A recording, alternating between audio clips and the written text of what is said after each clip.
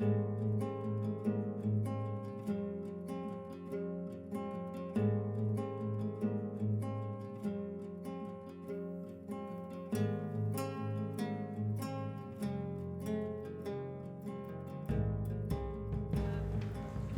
morning, everyone. I know on the third day of the conference, things tend to get a little slower, but I think we have a good house this morning. Just move up because, yeah, over here, one more for you.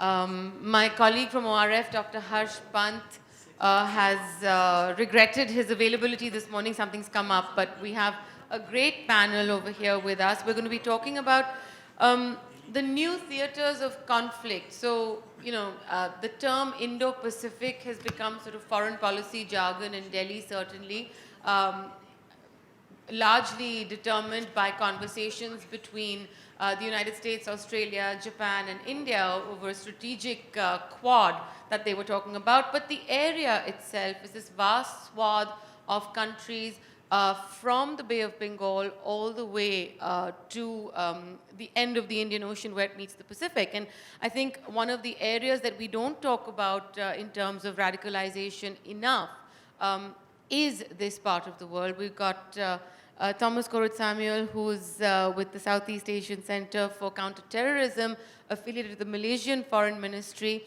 to talk to us.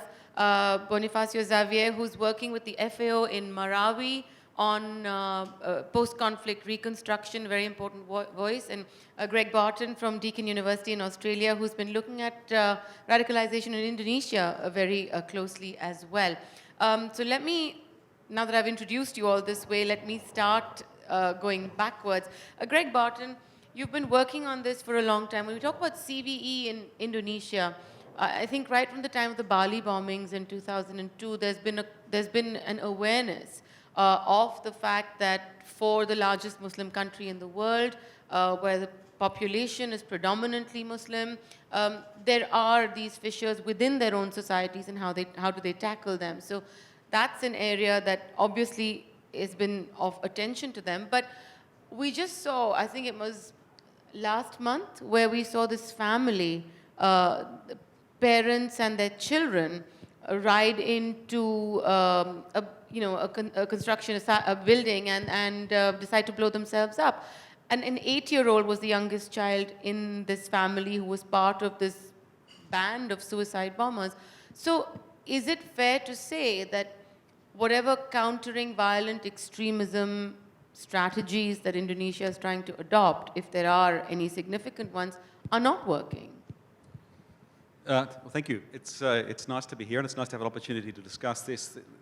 None of these issues we're discussing, of course, are simple, but it's important that we frame some parameters around our thinking. So the first thing to understand is that with Southeast Asia, as with India itself, given the size of the target populations that groups like Al-Qaeda or ISIS will try and recruit from, their levels of success have been remarkably low.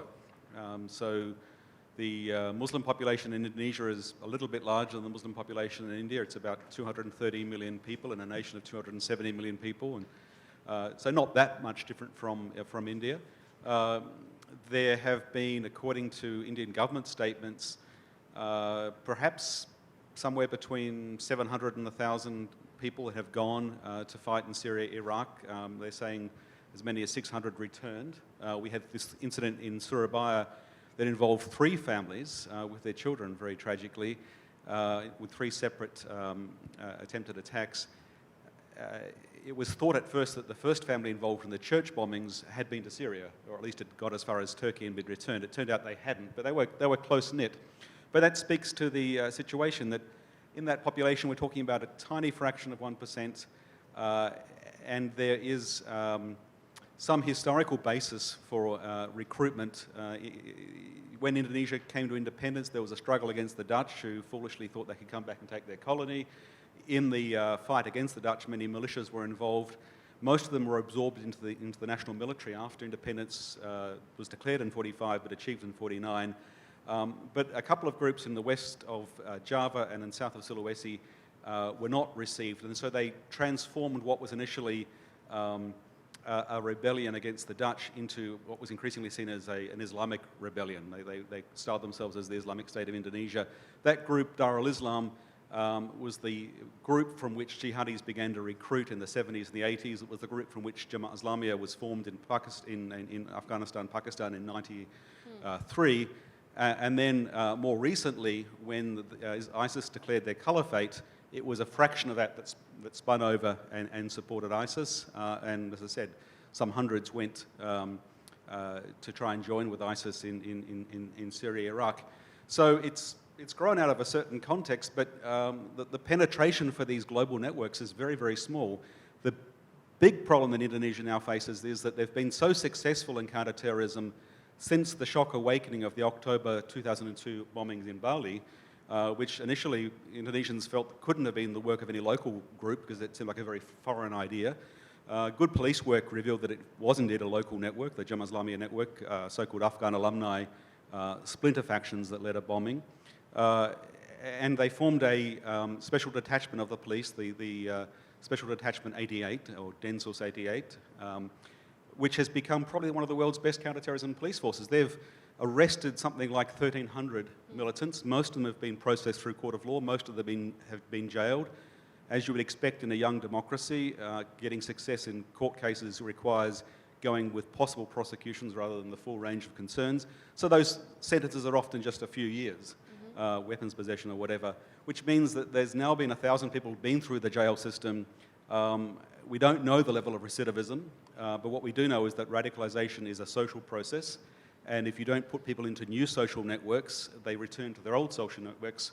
And indeed, we have seen a degree of recidivism where people who have been out of the prisons have been involved in subsequent attacks. So that's the dimensions of the challenge in Indonesia. In other words, it could be immensely worse than what it is, were I think it not for the success of democratic transition, which owes a lot to Muslim groups and civil society, just as the situation in India could be immensely worse were it not for democracy and secularism. I mean, we can look at the problems, but think of what it could be. Right, I suppose that puts things in a little bit of perspective because it could be a lot worse. You're right about that. Mr. Samuel, let me come to you next because, again, we're looking at some sort of similarities in terms of the population configurations, in terms of the sort of the way Islam has been also practiced in large parts of Indonesia, the conversations about more radicalization taking place over there. India's own conversations with Indonesia right now about getting a preacher, a radical preacher extradited as well, Zakir Naik, who was believed to have radicalized the youth in Bangladesh who attacked the bakery in 2016. Certainly challenges there as well because we've had a change in government recently and many have made the point that it was the previous regime which was sort of turning a blind eye towards radical forces in a manner of speaking, allowing them to gain root and spread. So when we're talking about things like democracy and secularism and in internal conversations between communities, where is Malaysia on something like that? Okay, thank you for the question. As mentioned, it is kind of complicated. We have similarities with Indonesia and other parts of the world. But is your mic working? Yeah, can you hear me? Yes. Yeah. But we also have very unique challenges. Let me just cite one. One of the challenges that we have, even in the previous administration and now, is the role of not violent but radical extremist groups. So these are groups which propagate very radical extremist teachings, but they're very careful to ensure that they are not violent. They do not advocate, for example, hard power. And they make sure that they stick within the confines of the law. So for us, this is a huge challenge. They skirt around incitement, they skirt around advocating violence, but they're careful not to do that. And it's a huge challenge for us. So the dilemma we face, whether it was in the previous administration or now, is what do we do with them? There are some who say that it is these kinds of groups which provide the mood music from which extremism, violent extremism, is actually born. There are some who say that, look, they go by the safety valve theory, meaning that you have to have these groups. You have to allow them the chance to grow, simply because that if you push these groups down, that they will then adopt a very violent position. So these groups, allowing them to propagate is like allowing a safety valve for pressure to be released. There are those, of course, who say, no, these are the conveyor belts. It is from these groups that violent individuals come from. So the challenge that Malaysia has decided to take is we are very, very strict. We have very strong laws. So for example, if you do have a picture of, say, for example, Daesh flag in your phone, that's 5 to 7 years jail automatically. We have gone with the idea that these ideas itself are extremely dangerous, and while there is a need for counter-narratives, alternative narratives, we are of the position that it is dangerous and you have to take steps to deal with that. Now, it is a challenge that we face. Now, the second challenge that we face, even in the administration before us, is with regards to the messages which is coming from Daesh Central, whether it's Syria or Iraq. In our part of the world, it's not those messages which actually influence.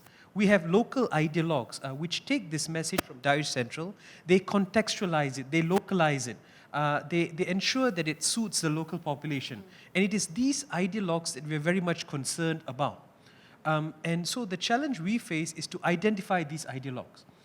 Because if we deal with the message that comes out from Daesh Central, from Iraq or Syria, it doesn't actually resonate with the local population.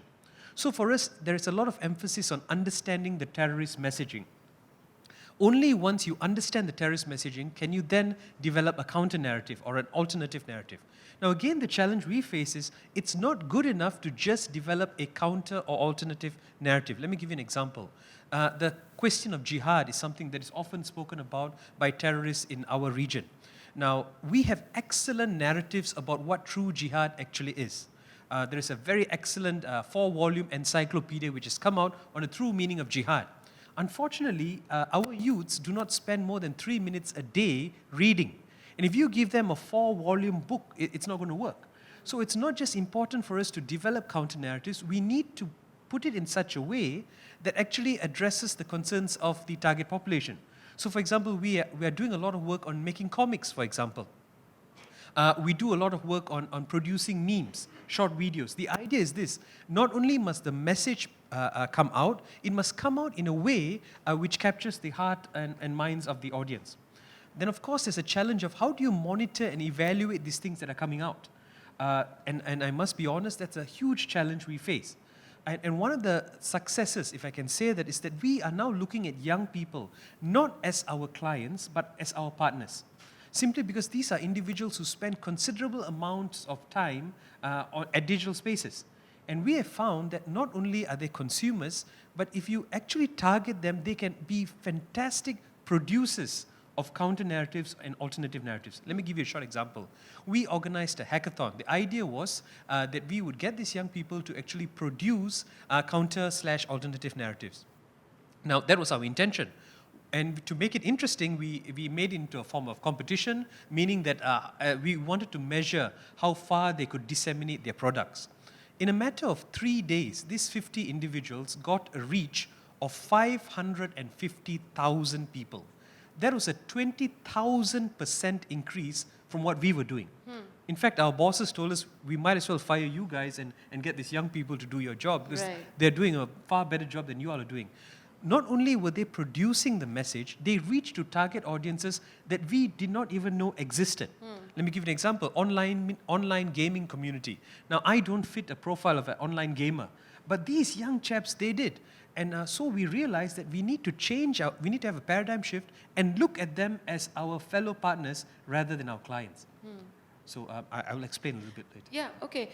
Interesting, and I think the issue of online radicalization is something that, while we're going to be discussing it in greater detail later this afternoon, it's a theme that's been coming up in panel after panel, because ultimately one is realizing that's where also a real challenge is. In fact, we just heard the police officer just before this talk about how, you know, criminal intent versus radicalization, they're two different things, and also this idea that can we recreate our urban community spaces somehow online, because the offline engagement tends to be the first sort of warning, create the first warning systems for any radicalization that may take place. We'll come back to this in a moment. Bonifacio, let me talk to you a little, because you're working in the Philippines, and you're working predominantly on rehabilitation and reconstruction in Marawi, which has seen people go, train, come back, and sort of affiliate themselves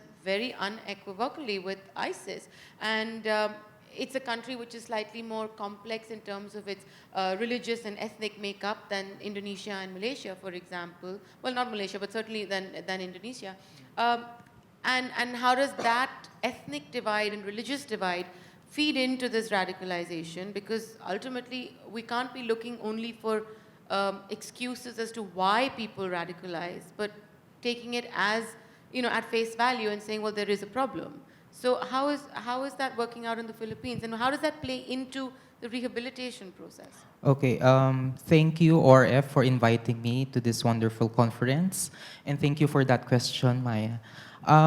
Before I answer that question, I think we need to first look into the history also of Mindanao, to introduce everyone what Mindanao is. In terms of trying to look into the context also of the conflict in Mindanao, in Mindanao, we have also experienced 3 colonizations. First one being it's the Spaniards. During the 16th century, a lot of Muslims living in Mindanao tried to do some armed rebellion against the Spaniards. This spilled towards also the next generation, which is the American colonization. But then during the American colonization, some of the Muslim elites that time were co-opted also by the Americans. And it was now easier for the Americans to also bring into the idea of land privatization. So what happened during that time is that a lot of the lands owned or in Mindanao were leased to other people in the rest of the country. It was opened up. So what happened during that time is that a lot of people from Luzon and Visayas also come to Mindanao. So that brings about also the mixture of different cultures in Mindanao, not just the Muslims.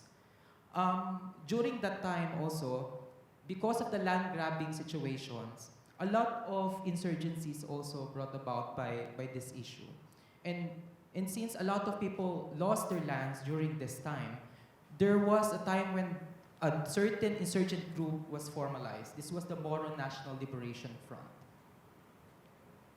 Okay, the Moro National Liberation Front objective was very, very simple. They wanted to seek autonomy of some provinces in Mindanao from the state. But then, the issue is really, it took 17 years also of agreements with the government, with the MNLF, to try and look for a compromise between the objective of forming an autonomy and also serving the objectives of the state. And now within the MNLF camp, there are some disagreements within the MNLF camp. So this is saying also that within the MNLF camp, there are some people who don't agree with the autonomous region of Muslim Mindanao. So what happened is that they formed splinter groups because of their extreme views. And this later formed the Moro Islamic Liberation Front, which doesn't want the ARMM in place. Okay. So what happens now is that kind of resentment going around in Mindanao sparked a lot of violent incidents. So if you look at Mindanao itself, there are some provinces, notably like in Basilan, where you have another splinter group called Abu Sayyaf, who practice also violence because of their extreme views on Muslim. If we look at the rehabilitation process, because I wanted to go to the Marawi incident, because if you look at the Marawi incident right now, the people who orchestrated this are just also civilians. If you read the news, these were orchestrated by the siblings of the Maute clan, Omar and Abdul. These people studied abroad, and when they went back, they were transformed. And they started to feed on the violent and very exclusive interpretation of Islam. So when they formed this insurgent group, they started mobilizing. They started recruiting their relatives, their friends, and their neighbors. Now, recruitment during this time was very easy because of the situation in Mindanao where there is not enough access also to jobs. So it's easy for like youths to be able to join these organizations. Now, it happened sometime in July 2016 when they started to do violent retaliations already with the government. And it's not just the Maote group, but also the Abu Sayyaf led by Isnilon Hapilon. And it was, I think, I forgot to mention that in 2015 that they pledged allegiance also to ISIS. Okay, so what happened is that, of course, there's a series of retaliation, and then the government troops responded. It was in May 23 when the government responded to this, and the President Duterte issued a martial law in Mindanao, and also a suspension of writ of habeas corpus. So there's a series of firefights between Maote. It took about 5 months before the whole region of Marawi City was stabilized. So a lot of people were displaced. So it's about around 300 people were displaced because of what happened in Marawi. Now, going back to the rehabilitation of Marawi, because I wanted to come from also some evidences on the ground because I come from a humanitarian organization. So what we see is really destruction of infrastructures when I went there. A lot of people lost their livelihoods. A lot of people died. So it wasn't really, if you look at it, maybe the government addressed the issue in terms of stabilizing the city, in terms of eradicating also the radical groups, but then it provided a series of insecurities also in the city. So now with the government, they tried to come up with an interagency alliance called the Task Force Bagong Marawi to bring in all of the government sectors and also with the help of the development community to do a comprehensive recovery plan of Marawi, looking into different basic needs of the people who were also affected by the conflict. Okay, what I noticed also in this kind of planning or the comprehensive rehabilitation plan made by the government is that it seems like the solutions were still top-down. No, they tend to identify the problems and yet they still try to design what they should give to these people without actually consulting them. Now, that kind of gap is problematic. Why? Because it actually excludes the people that you're helping in the process. That's why what we're trying to do now is I think they're trying to do a bottom-up approach to try and reach to the displaced peoples, because you know that the rehabilitation and recovery of Mindanao can also be a step forward to the radicalization in terms of providing security to the people. But is that enough? That's the question. So I hope I answered your question also. A little bit, and I think Yeah. you put the conflict there a little bit in perspective as well, because it's an interesting point you've made, that is rehabilitation a step to de-radicalization? I think that's one of the questions that we've been trying to address again in the course of the last 2 days.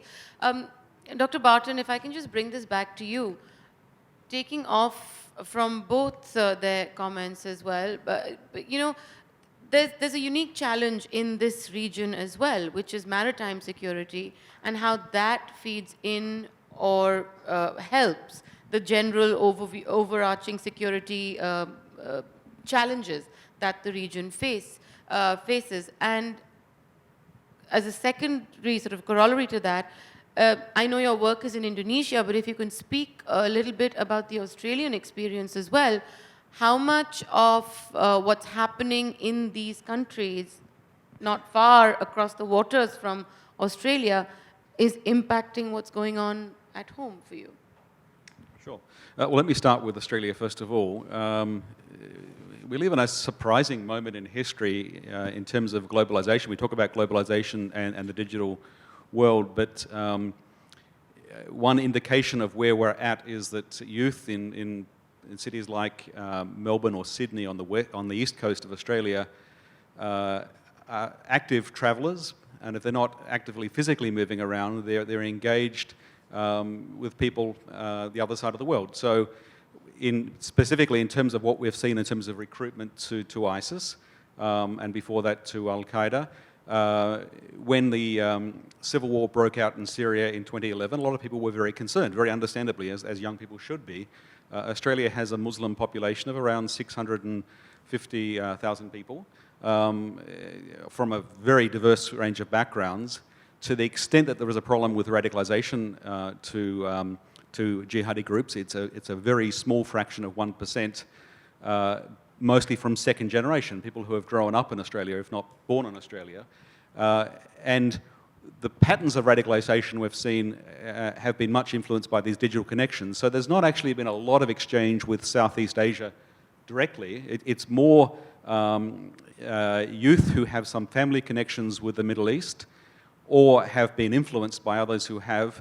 And we've seen a process in which radicalisation is the social phenomenon that takes place face-to-face, of course, often through families, but also online. So one of the challenges authorities all around the world are facing, it's certainly a challenge here and across Southeast Asia, is end-to-end encryption of social media messaging. So Right. it's very hard to know what's happening.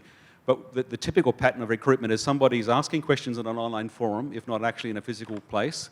Somebody says, that's a very good question, let me help you with that, give you some information. Perhaps they've seen a video which has provoked their interest. Then the recruiter, and this is an expert process of grooming and recruitment by and large, reaches out to them and strikes a friendship, wins their confidence. And the initial appeal is of somebody taking interest in me, somebody treating me importantly, the sense of belonging, the sense of being accepted. And then, of course, eventually they engage with the narrative, which is about, put in very positive terms, about finding purpose, about fighting for justice. Terrorist recruiters don't entice people to come and do evil things. They entice them to join the good guys, fighting the good fight, solving the question of why bad things happen to good people. So we've had a bit of exchange with Southeast Asia. The group Jamaah Islamiyah had one cell, one of 4 cells, or 4 spheres of activity, mantiki was the word they used, working first of all in Sydney, but it didn't have a lot of success. There have been some Australians who have been radicalised through travels in Southeast Asia.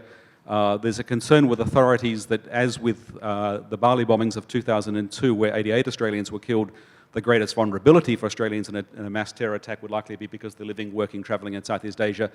But it's actually the other side of the world and the Middle East, even for those who have no personal connection.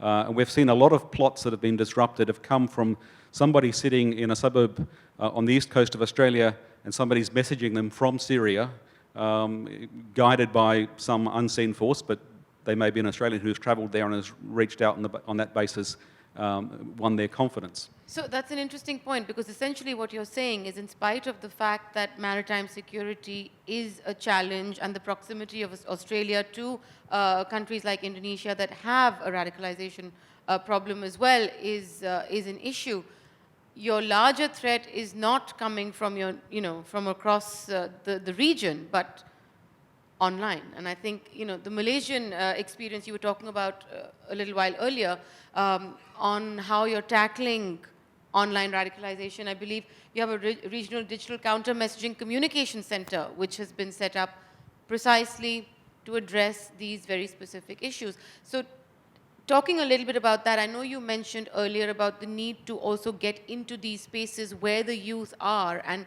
where they are being radicalized and using the same platforms.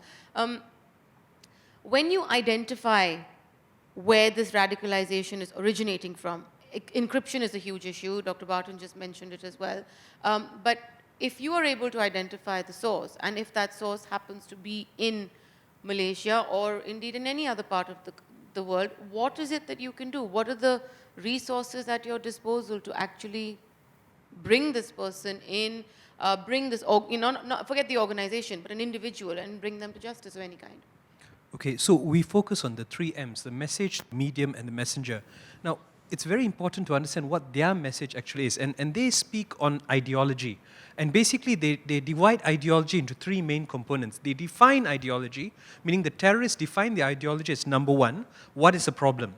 Number two, who is responsible for the problem? Number three, how do you solve the problem? So this is what they put up in the digital space. What is the problem? They say inequity, for example, injustice, that is the problem. Who is responsible of the problem? The West, Australia, New Zealand, these are the people who are responsible for the problem. How do you solve the problem? Very easy. Join us and we will solve the problem using violence. So that's the message which comes out from their side.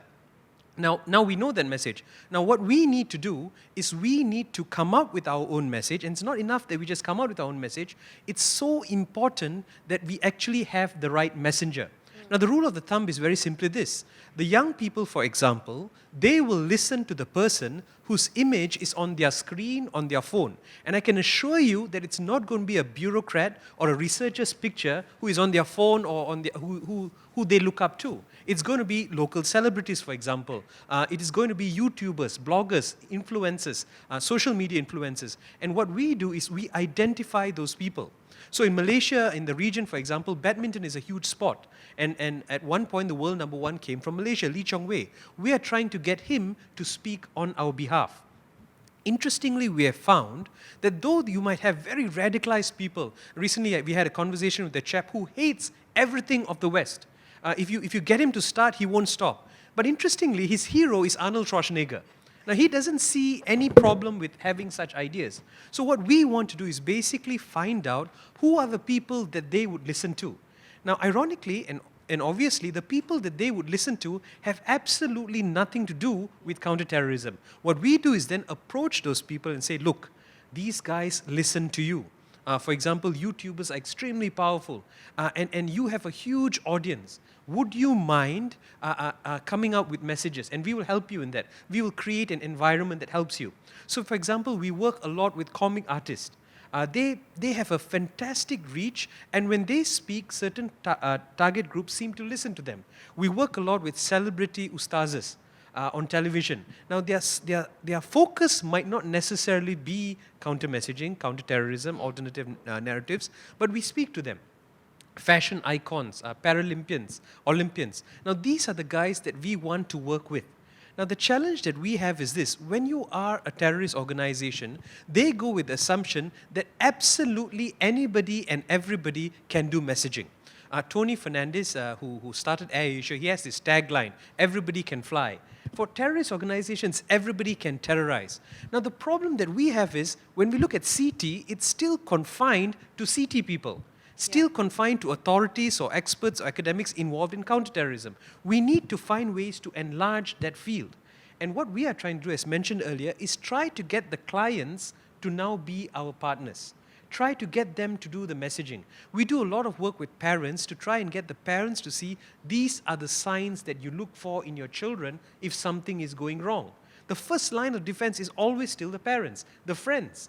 Many a times you have many friends who say, well, we noticed the difference, but we did not know who to tell. We did not know what to say. We thought if we tell the police, it immediately means they will be arrested. Right. So you're talking about basically also awareness creation in the family unit and the social circle around you. It's interesting you mentioned that because India's experience, at least in the number of people who've been prevented or apprehended locally, the parents have actually, the family unit has played a huge role in creating those first warning systems as well, parents very specifically in certain cases.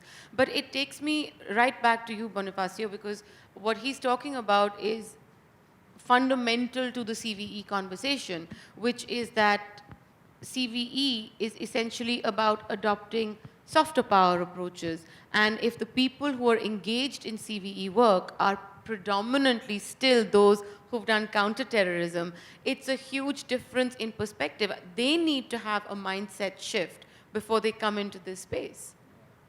I think, here, it's not working. Hello. Yeah. Okay, going back, that's a very valuable point you raised there, because we're not just talking about ex-combatants, but also the casualties in the Marawi. I'm talking about the Marawi crisis again. So in terms of looking into our perspective also in the FAO, we're doing a lot of assistance in terms of rebuilding the livelihood, or giving livelihood opportunities also to people. And in terms of engaging these youngsters also, we're trying to look into not just how we program it, but also in terms of how we program the criteria for selection of people we reach. So now, in the ongoing discussion is not just about gender markers, but also age markers in terms of trying to include which people are we going to serve in this, in the city. There's also this assumption that, of course, not all of the people who were, everybody who were casualties during the war can be served by FAO. But at least in terms of programming the livelihood assistance that we give, we try to make sure that we include them in the process. Because what mentioned during reports in the Marawi conflict is that a lot of the terror groups, what they do is that they do house to house also in the Philippines. So they also reach out to the parents. And then when they reach out to the parents, they incentivize the parents saying that, okay, we have to get your kid, and then this is the money. So it's not just about ideological, but also survival in the case of Marawi City. So it's true what you said, that's not just about the youngsters, but also the parents. So that's why we try to include them in the process also when we're trying to rebuild or giving livelihood opportunities in Marawi City. So, so I think that's really one of the very crucial I'm going to open points. up the floor to questions. I know I can see Richard Priyam has a question for you as well. And I know that from the conversations taking place, we don't have, obviously, representatives of the dark web coming in here in the evening, but I can see that Twitter and Facebook are going to have a lot of questions to answer when they get here in the afternoon. Richard, go ahead. Tunir, I can see you there as well. Just take the microphone. Hi, my question is for Greg and Bonifacio. When you talk about the Marawi siege last year, I read reports that around 10% of the fighters involved were from abroad, were foreign terrorist fighters. And I also read that there's been a lot of travel between Indonesia and Mindanao. And I wondered whether you could perhaps elaborate a little bit about those travel, not just in terms of fighters, but also in terms of cash flows and terrorist financing. We'll take 2-3 questions. I'll take Tunir and then Asan, Farah. Okay. Thank you to the panel for giving your opinions on a variety of issues. The question I had about was maritime terrorism in the Indo-Pacific construct. I mean, it's more looking at a geopolitics of it and larger security picture. But maritime terrorism is an issue that is real in Southeast Asia and South Asia, and you don't see a lot of conversation going on about that.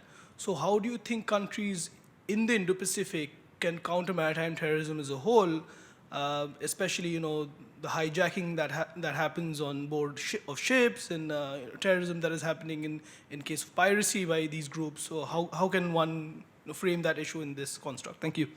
Okay. Shall we just take 3 and then we'll come back in another round? You want to go ahead, Farah, and then I'll come back to that side or something. Good morning. I really enjoyed the comments. I have a question about Malaysia. I want to make one as a point of clarification. Did you say that Malaysian youth only read for 3 minutes a day? Is that a correct statement that you made? I don't know if I heard that correctly. I do have a question about how much money the Malaysian government is spending on soft power, because I thought your methodology was excellent, and obviously it's what we've understood over the course of the last 17 years since 9/11 that is in fact the way you develop a program of CVE. In the United States, we failed miserably in terms of scale in understanding what we have to do as a government in spending time in soft power. It's not an easy thing. We have evaluated how much money we've spent on the fight with ISIS, and the amount of money that we've spent in our budget for soft power is 0.013%. That is a tiny fraction of what we spend in hard power. So what is the deal in Malaysia? How much money do you spend on it? And what do you need to do to get the scale that you need to see action on the ground? Okay, so I think let's just answer these 3 questions. There seems to be one for each of you. Bonifacio, if you can take the question on foreign terrorist fighters, and then we can ask Greg to comment on maritime security, and of course, Thomas has a question directly for himself. Yeah.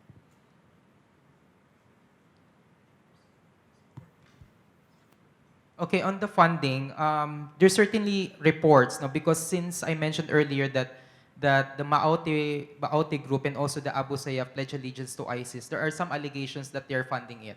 But also internally, Maote group was able to mobilize funds also through investment. So this is really funding also the kind of recruitment that they're doing in Mindanao, and also the large-scale kind of destruction that's happening in Marawi City. But so far, that is really the accounts. And on the FTFs? On the FTFs, the foreign terrorists. Yeah, the foreign terrorist groups. There are reports that there are foreign terrorist groups in the Philippines. And then, because it's not just now that there are a lot of foreign terrorist groups, but because previously there are also foreign terrorist groups present in the Philippines. Yeah. Okay, all right. Greg, the question on maritime security from Sure. Yeah, the question about maritime security, as you know, if you're talking about piracy or terror attacks in general, it has a connection with the immediate land. So pirate attacks off the Horn of Africa are very much related to the extent to which you have problems in Somalia that are not regulated. You deal with the land problems. You know, pirates don't live on sea. They like fishermen, they operate off the land. We had a problem in the Straits of Malacca with piracy. It largely disappeared after the insurgency with the Free Aceh movement, GUM, was resolved after the 2004 earthquake tsunami incident. I mean, there was also an increase in joint patrols with Malaysia, Indonesia, Singapore. That was good. That's still ongoing. But I think it was largely resolving the GUM problem that solved that. The big concern for maritime security at the moment, of course, is in the so-called tri-border area between Malaysia, the state of Sabah in the east, Indonesia, although the landmass is more distant, but its maritime borders meet, and of course the Sulu Archipelago coming from Sabah through to mainland Mindanao. And if you think back, if you've been in this field for a long time, you might think back a dozen or so years ago, the Americans were very big on talking about the Basilan model as a success story. Well, that was delusional, sadly, because today Basilan is the home base for the Abu Sayyaf group. When the Abu Sayyaf group announced an alliance with ISIS going back to soon after the caliphate was declared in 2014, we thought they were just trying to do brand boosting, because they had, although they're named after a patron in the Al-Qaeda camps in Afghanistan, and they have a connection, that's a connection that's tied all of Southeast Asia together. In recent years, they've just done kidnapping for ransom as a criminal group. But it turns out that ISIS connection was much more real than wanted to give it credit for. The fighting, of course, in Marawi was much more effective than anyone anticipated, and it showed the hallmarks of conflict we'd seen in places like Mosul. So the ISIS connection in terms of transfer of skills and some finances was very real. We have dozens of foreign terror fighters, so still a small component of the fighters, coming from places like Indonesia, some from further afield, some had come directly from Syria. There were reports of people from as far away as Xinjiang, probably via Syria and the north of Africa. That was more to do with the ISIS connection than the actual manpower, but certainly there was a lot of transfer of technology. One of the things that we're very concerned about today is that Jamaah Islamiyah, although its main field of activity was in Indonesia, it drew upon charismatic recruiters and technicians from Malaysia, and a lot of its training was done in Mindanao. It was a safe space to recruit and to train when the situation got too tough in Indonesia. And there's been a strong Philippines involvement. In fact, one of the first JI attacks in 2000 was an assassination attempt on the Philippines ambassador, which at the time was not recognized as being terrorism. In hindsight, it became clear. If you were to have an effective terror attack in KL or Bangkok or Jakarta, heaven forbid, we saw an attempt in January 2016 that fizzled because the most expert cell had been arrested the month prior. But if you were to have an attack that was going to be effective, it would be something like the military-style attack in Paris on November 13, 2015. And that attack involved suicide vests and assault rifles. The suicide vest part of the equation was a bit of a failure. The assault rifles were proven very effective. It's very hard to respond to assault rifles, particularly when you've got the sense of a siege and people being taken hostage. Southern Philippines is awash with small arms, which includes lots and lots of assault rifles, many of them sold from the Philippines military. which is another story. Getting them to Malaysia or Indonesia is relatively simple if you go by small boat, making that transit to Sabah or Sulawesi. And if you don't pick that up with intelligence, if people aren't boasting aloud where you catch them talking, there's every chance that the next terror attack we will see will involve assault rifles that have come from southern Philippines. So there's a maritime action element there, not so much with attacks, but the transfer of peoples. One of the reasons that the Indonesians and the Malaysians are unsure of how many people have gone to Iraq, Syria, and how many people have come back is because those borders are porous. So if you wanted to sneak out of Indonesia, you might cross by boat across the Straits of Malacca to the Malaysian Peninsula and fly out of KL. Australia has the fortunate position of being an island continent now with biometric security. People, by and large, leave through airports, and there's a fair degree of awareness. We've had 220 or plus who have gone to Iraq, Syria, but hundreds, 300 or 400 have been stopped once the awareness was there at the airports. So, and we've had very few return, except from the early days where some dozens returned back in 2012, early 2013. In Southeast Asia, it's a different story, and that's one of the big concerns. So the Surabaya attack is a reminder that they don't have to have travelled, they only have to have been in contact with people who have travelled. So there's a maritime element to that in terms of porous borders and in terms of transfer of people and weaponry. I don't think the terrorists are particularly fixated on attacks at sea, except for kidnappings for ransom, which we've seen quite significantly off Basilan. Before I just ask Thomas to respond to Farah's question, the Surabaya attack and the presence, I'm still sort of trying to wrap my head around the 8-year-old. And the children that are involved, and at that age of radicalization that's taking place, is that something that the parents are doing in your understanding just because they don't want to leave the children behind, or is it genuinely an indoctrination that's beginning literally from the time they start walking and talking? One of the differences we've seen between ISIS and Al-Qaeda is ISIS is even more indiscriminate in its violence than Al-Qaeda, less conscious of community opinion, more willing to take outrageous methods, and indeed, like Al-Qaeda before, it believes that outrageous methods are effective in provoking a response.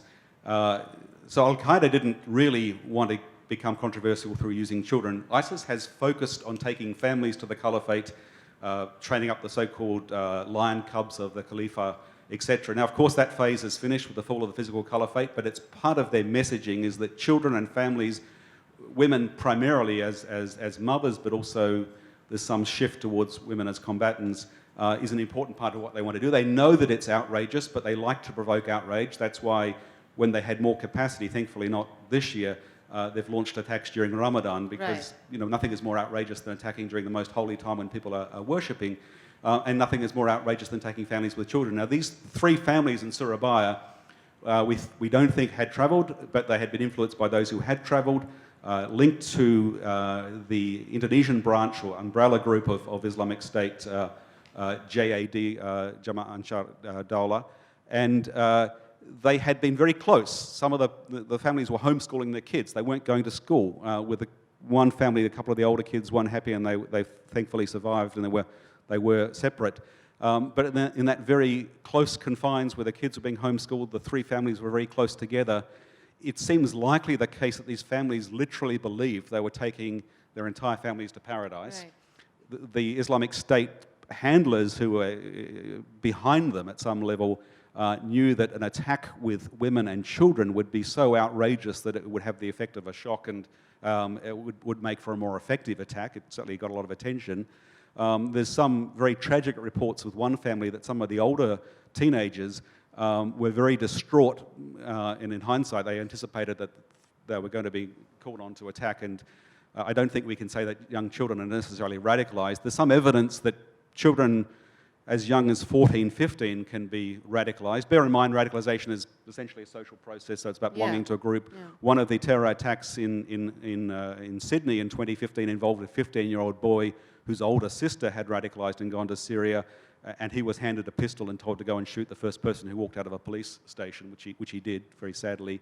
So I think we're seeing a deliberate provocative approach. We're seeing a very strong social approach around families, and we're seeing kids drawn into it just because, that idea of a family is a very powerful idea, and whether it's your literal family or the new family that recruits you, you want to belong and you want to fit in, and that's where children are vulnerable, particularly when you have a group that's callous enough to actually target them.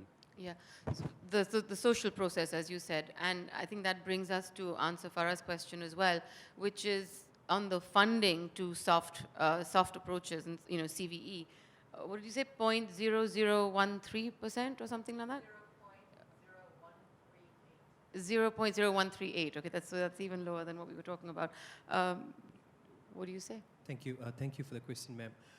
The premise we base our work on is this: how do you kill an idea? There are limitations to what hard power, kinetic force can do.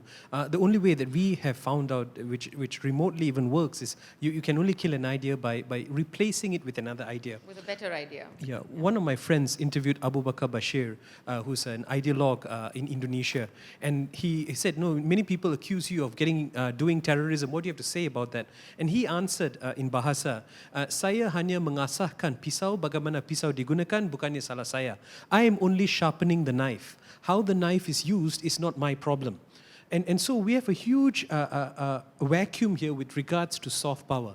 Now, Malaysia has a long history with soft power. The phrase winning the hearts and minds was coined in Malaysia during our communist insurgency. We realized very early on that it was only through soft power that you could actually make a difference. So while there was emphasis on hard power, we now know, for example, that the granting of citizenship to the minority Chinese ethnic community in Malaysia was a fundamental, pivotal role in defeating the insurgency in Malaysia based on the text written by the communist insurgents then in Malaya, that time Malaya.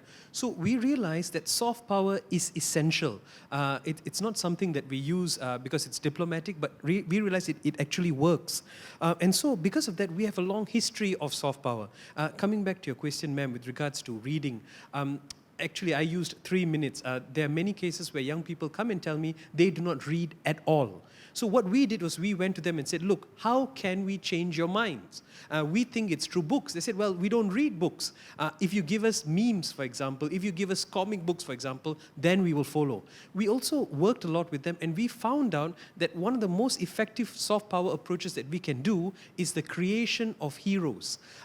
Groups like Daesh, they push forth an idea, an image of a hero. Now, this is very, very appealing to young males, for example. They actually want to do this. Now, these groups actually target these people who basically have very sad lives. They're not doing well in school, they don't have jobs, and the idea is this: look, you can make a difference. We saw the text in which they used to try and attract Indonesian as well as Malaysian young people. And what they essentially said is, you can make a difference, you can be of significance. And if you actually look at their message, it's a very positive message. They are telling women that you can make a difference. We need you to actually build the state. Now, this idea of heroes which they introduced, they can't find heroes in establishment. They can't find heroes among the good side. And so they are attracted to that. The second soft power which we are actually learning from the terrorists is they are tremendous storytellers. It is actually the battle of who can tell a better story. And their story is so compelling. Our story is a story of statistics, meaning that if you go, you can be put to jail for 5 to 7 years. That's not a very compelling story. So what we are trying to do is to develop storytellers at the digital level, at the offline level. We need to have such storytellers to be able to tell that story. And for that, we need the help of marketers and advertisers. And that's why we work very closely with marketing and advertising companies. The US State Department, the Global Engagement Center, they are doing some work with MNC Saatchi. The idea is this: most of our decisions are actually based on marketing and advertising.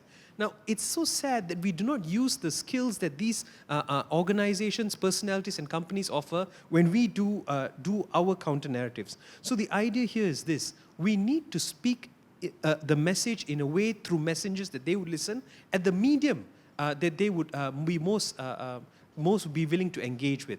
Until and unless we do that, we're going to lose the battle. Right, okay. Two finger, and then we'll go to Hassan's question. Yes, go ahead. Sorry, I really appreciated it, but I wanted to know specifically. I get everything you said. I buy into everything you said. You're 100% right in my opinion. How much money is Malaysia spending on soft power to do the work you just described? And afraid, ma'am, I can't tell you that offhand. Simply because much of our defense, for example, uses soft power, but they will not allocate a certain amount which they will use for soft power. So I do apologize, I'm not able to All share right, that. okay. Asan, you had a question in the back, and There was an unanswered question. what? Richard asked about terrorism financing flows. Bonifacio tried to address some of that. From Indonesia to Philippines. yeah. I can say something briefly about it. There's been a lot of work done in Australia. There's a statutory body, AUSTRAC, that pays a lot of attention to financial transactions, and it works with very closely with Indonesians, the Malaysians, and increasingly with the Filipinos, to try and look at remittance flows. Now, of course, most remittance flows are entirely legitimate and necessary. Ahead of the Marawi siege, in hindsight, there was a spike, a doubling of remittance flows, not so much from outside of the Philippines to Marawi, but from Manila in the north to the south. And that tells us that that's useful financial intelligence, in hindsight at least. Hopefully we can see problems emerging. But many operations don't need large amounts of cash. Siege of Marawi did actually require significant resources. But tackling remittance flows is important. What we have seen coming out of Australia is quite significant sums of money apparently going into Southeast Asia. So at least at that level, there's been some interaction.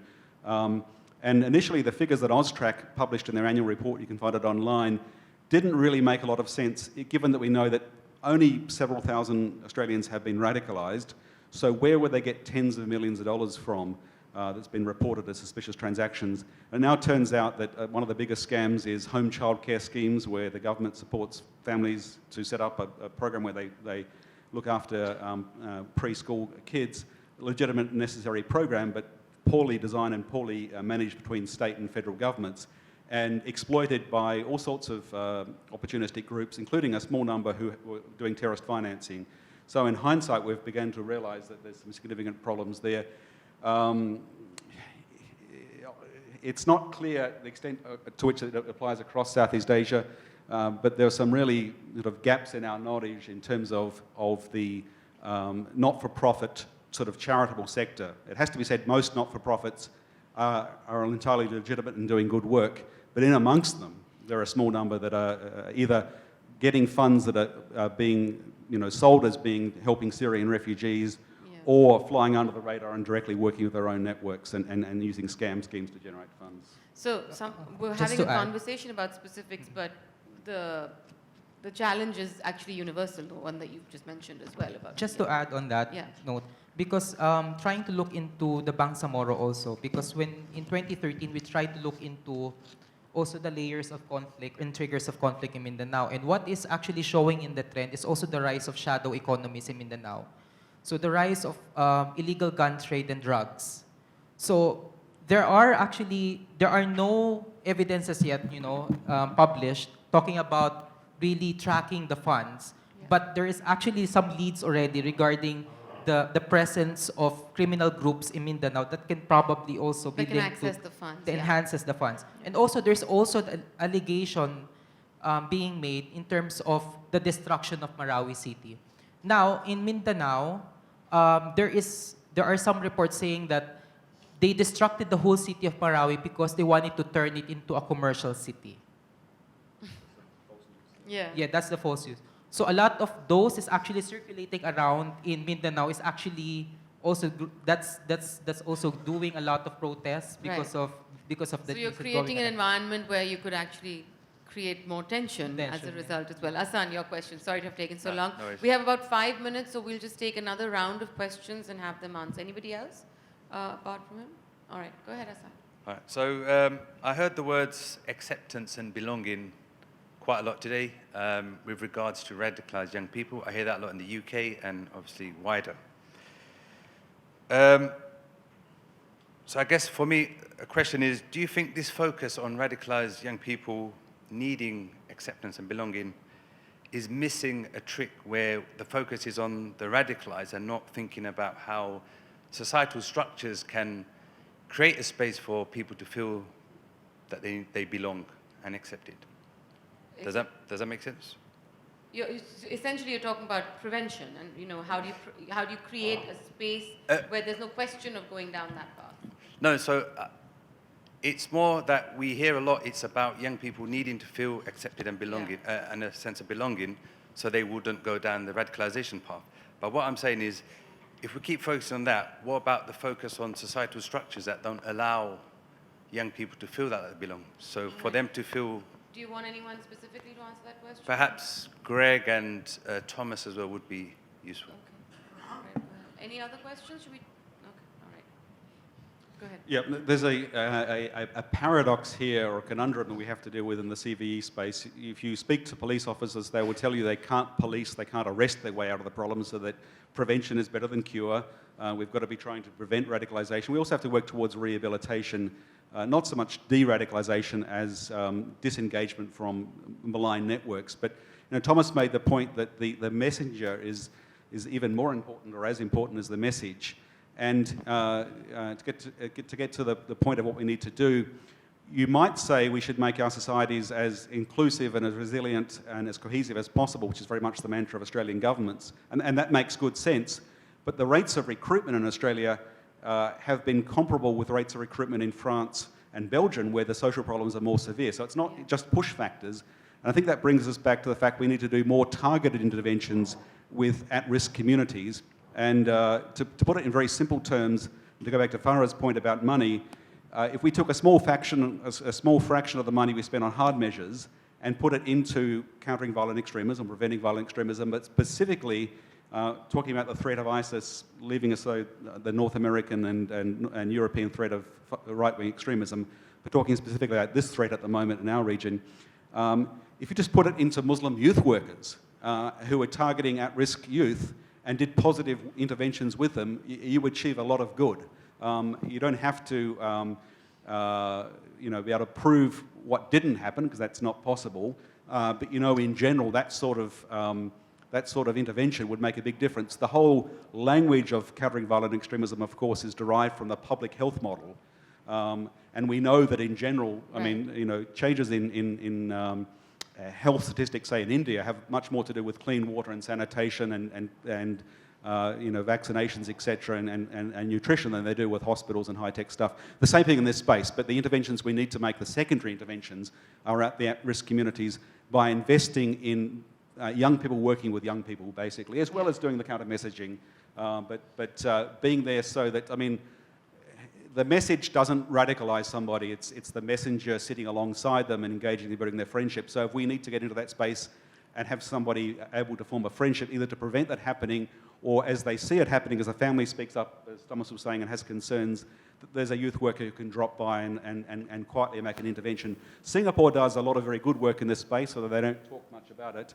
But if you're looking for specifics, it's certainly worth looking at what they're doing. Thomas, last comments from you? Sir, I very much agree your point. Unfortunately, we have only worked on the problem because of the radicalization issue. If we had actually, as Prof. Barton was mentioning, if it actually made these fundamental changes at the societal level, we might not be having such a big problem dealing with this.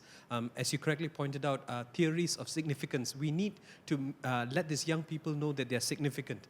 And to a certain extent, governments, authorities, and societies, we have failed in this particular endeavor. Now we are rushing simply because we realize that the terrorists and the insurgents are doing a better job at that particular area. We need to develop critical thinking among young people. Again, this is something that authorities have failed for obvious reasons. We didn't want the young people to develop such critical thinking skills simply because we were always afraid that they would use it against us. But what actually happens now is when a terrorist actually comes there and tells a young person, join violence, do violence, and you'll achieve your objective, they do not have the critical thinking skills to ask the right questions. Does violence actually work? Can you give us examples where you have actually used violence and actually achieved certain levels of your objective? Unfortunately, we have failed, and I think it's a good reminder now, for whatever reasons we are forced to, and hopefully that will be institutionalized at societies, at universities, at schools. Then perhaps we have the best chance. Right, and I think we're completely out of time, so we'll end this session there. Before I let you go and grab a cup of coffee, Bonifacio had mentioned the story of Marawi, the fake news that was being spread, and that is going to take us right into the next session, which is on the role of the fourth estate, the media at the front lines. Are they a part of the solution or a part of the problem? Grab a quick cup of coffee and come back for that session in 10 minutes. Thank you all.